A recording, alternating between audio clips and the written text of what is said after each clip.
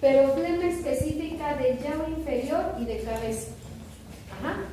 En algunos libros, si lo encuentran, que también puede llegar a eliminar de miembros inferiores, esto no es otra cosa más que por trayecto. Ajá. Solamente es por trayecto, pero dos de sus funciones es quitar toda la flema del llano inferior, de aquí para acá, es decir, miomas, ¿estamos de acuerdo? ¿Qué más? Quistes, ¿qué más? Hernias, muy bien.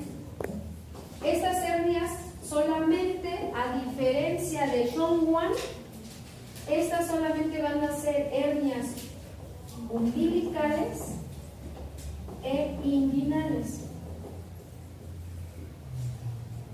¿Qué otra cosa del llano inferior? ¿Serían grandes hemorragias? No, porque nos está hablando del llano inferior y de cabeza, no de miembros inferiores. Algo muy importante, muchachos, si está delimitado en esto, ¿a quién tenemos atrás? Entonces, ¿qué vamos a tener? Cálculos renales. ¿Cómo? Cálculos renales. Exacto.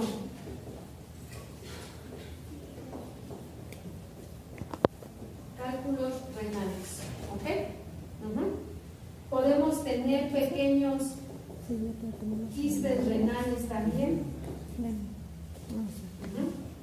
Podemos ayudar, ahorita van a ver por trayecto, aquí sientan las partes de prostatitis. Maestra, en el caso de que cálculos renales ayuda a que ya no se forme. Ajá. Sí, ayuda a que no se formen, y hay ocasiones en las que llevando estos tratamientos más luego su tratamiento alópata o la parte homeopática, por ejemplo, pueden ser pulverizados y desechados. Es que esto renal. ¿Hasta aquí queda entendido esto? Sí. Ahora Lulú les quiere explicar lo del sistema nervioso, entonces vamos a dejar que les explique. Lumbar y sacro, que es L4 y L5, sacro 2 y sacro 3. De ahí nace el nervio ciático. Entonces este viene descendiendo y va a tener dos ramas. Una de ellas es la tibia, que por su trayecto va a pasar por el punto línea 9. Entonces este nervio nos va a inervar los músculos popliteo, gastrocnemios, sóleo, tibia posterior, el plantar, y va a llegar hasta el flexor largo de los dedos y del dedo gordo, principalmente. Y igual su función parasimpática va a ser vasodilatación de la vejiga, relajación del esfínter de la vejiga, de la uretra, contrae el músculo detrusor de la vejiga que se encuentra por debajo de la vejiga. Va a dilatar. ¿Qué va a hacer, muchachos? No es otra cosa más que, como bien dice Lulú, ¿qué pasa cuando tenemos quistes renales o tenemos cálculos renales? ¿El paciente qué siente o qué tiene? ¿Duele o no duele? El hecho, exacto, es muy doloroso orinar para esos pacientes. ¿Orinan mucho o orinan poquito? Orinan muy poco. Entonces, este punto, ¿para qué me va a servir? Como un vasodilatador, es decir, que abra el músculo de la vejiga, o que abra más bien el esfínter vesical, ¿cierto? O sea, va a provocar que este músculo, en lugar de estar contracturado, lo empiece a abrir. Exactamente, lo dilate. ¿Para qué? Pues para que precisamente con su tratamiento estos cálculos o quistes renales puedan ser desechados o puedan ser pulverizados y arrojados.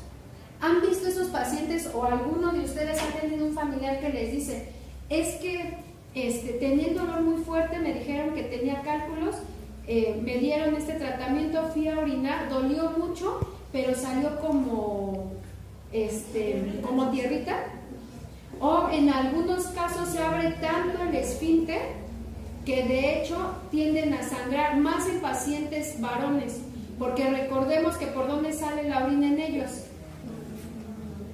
¿Por dónde?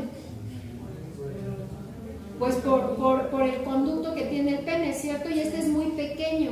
Entonces una piedra, si así lo quieren ver, una piedra va a abrir todavía más el esfínter, y en el caso de ellos es todavía más doloroso que en una mujer, porque de hecho llega a ¿vale? Sí, a desgarrar la parte muscular, pero hay pacientes que les van a llegar a decir que lo arrojaron, o sea, arrojaron esa piedra. ¿Por qué? Con la ayuda de este punto, muchachos, a nivel del sistema nervioso ya sabemos que lo que va a hacer es abrir y va a permitir que estas cuestiones salgan por ese conducto. ¿Les queda claro? ¿Sí? Y como es una vasodilatación o una vasoconstricción, está ayudando a que los litos vayan descendiendo. Exactamente. ¿Qué otra cosa importante vemos aquí, muchachos? Si nos vamos a la parte de reflejo, lo que veíamos hace rato, observen. Si mi paciente tuviera, esto lo vamos a hacer por una cuestión de rehabilitación, pero si mi paciente tuviera, por ejemplo, una fractura parcial o total de los gastronervios y del sóleo, por ejemplo, no va a permitir que lo toque. ¿Estamos de acuerdo? No va a permitir ese paciente ni siquiera que le llegue a colocar acupuntura. Entonces, ¿qué es lo que yo puedo hacer? Por reflejo, me voy a L4, L5, S2, S3, me paso de una vez con S1, todo ese trayecto, empiezo a desfibrosar esta zona para que pueda yo trabajar la siguiente sesión o en 15-20 minutos sobre la lesión. Es lo que está haciendo actualmente rehabilitación o el área de rehabilitación. Actualmente ya no se va directamente sobre la lesión, está haciendo un reflejo y una conductividad. Si yo doy tratamiento aquí, voy a llevar un tratamiento hacia el nervio tibial y este mismo va a llevar una conductividad hacia estos músculos, porque de ahí precisamente este nervio tibial inerva estos músculos. Inervación muscular. Perdón que hagamos tantas líneas, pero soy así. Cuando no entiendan me dicen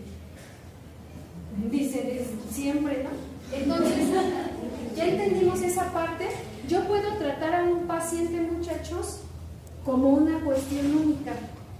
O sea, puede haber pacientes que me toleren muy bien que yo toque gastronervios y sóleo, ¿no? Pero hay pacientes que no. Entonces, cuando les da un calambre, por ejemplo, y quedan todos adoloridos, ¿a poco quisieran que les estuvieran ahí dando? O sea, duele terrible. Entonces, ¿qué pasa? Nos vamos a esta zona, relajamos, desfibrosamos, relaja completamente, ya sabemos que viene por todo el trayecto, y entonces ya posteriormente puedo trabajar muy bien con esos músculos. Cada nervio, les vamos a ir diciendo también, cada uno de los nervios, muchachos, lleva una inervación a nivel de órganos y a nivel de músculos. Entonces ya van a empezar a entender por qué las lesiones osteomioarticulares las manejábamos el semestre pasado con ciertas técnicas, porque hacemos una liberación a nivel del sistema nervioso solamente. ¿Dudas? ¿No? Y por lo tanto, los órganos inervados, ¿cuáles serían? Vejiga, ¿qué más? Riñón, aquí sí ya viene la parte del riñón, ¿qué más? Todo lo que son gónadas, aquí viene colon, viene recto, porque es la parte final. Bien, ¿ya vieron? Y por la parte superior, nuestro mano. Pero aquí solamente está inervando del sistema urinario está inervando de los Ah, ya lo ureteros, tiene. de la mitad de los ureteros. ¿Sí recuerdan cuáles son los ureteros? Los que van de la Sí. vejiga, hacia abajo, hacia el piso pélvico, porque el riñón lo va a inervar igual lumbar, pero L1, L2, porque está más arriba. ¿Sí? Y torácicas inclusive. Ajá. Por eso es que menciona los ureteros, la vejiga, el esfínter y la uretra. O sea, de la... ¿Cómo se llama? De las vías altas, ¿no? Si checan luego sí valdría la pena que chequen nuevamente su columna vertebral, cómo está dividida en nervios craneales, el plexo cervical, el plexo braquial, el torácico, el lumbar y el sacro. Y de ahí van a salir las vías nerviosas, cómo va abrazando a la estructura humana, pero al mismo tiempo va inervando músculos, órganos y vísceras. Y entonces, de ahí que la maestra nos está basando la organización del punto, pero quién lo está inervando y por qué tenemos una respuesta una vez que trabajamos con ese punto.